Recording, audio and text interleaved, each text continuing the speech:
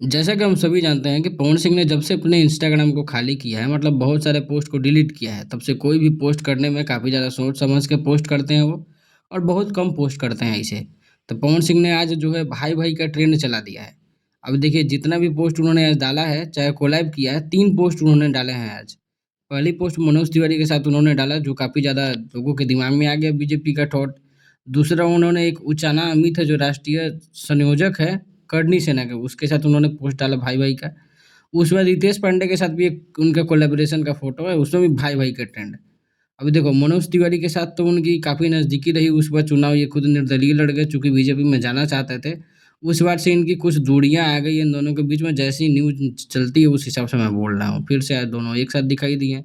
ऊपर से एक उचाना अमित करके हैं, उनके साथ एक फ़ोटो आया, उसमें भी नीचे भाई-भाई लिखा हुआ है और ये बता दें आपको राष्ट्रीय संयोजक हैं श्री राजपूत करनी सेना युवा मोर्चा के। इस पोस्ट के बाद फेक न्यूज़ फैलने लगी कि पवन सिंह जो है करनी सेना जॉइन करने वाला है, जो सरासर फेक न्यूज़ है क्योंकि कोई आधिकारिक घोषणा नहीं है इसकी। केवल एक पोस्ट के माध्यम से बहुत सारा कमेंट्स मैंने जो पढ़ा है और पढ़ने को मिला है मुझे, उसके बेस पे मैं बोल रहा हूँ।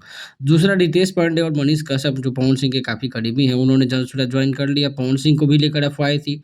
और बीजेपी से थोड़ी-सी जो पवन सिंह चाहते थे टिकट नहीं मिला, निर्दलीय चुनाव लड़ गए। इस बार जो है ये फ़ोटो जो है बहुत कुछ कह रहा है। इस फ़ोटो के माध्यम से आपको क्या लगता है अपनी राय ज़रूर देना।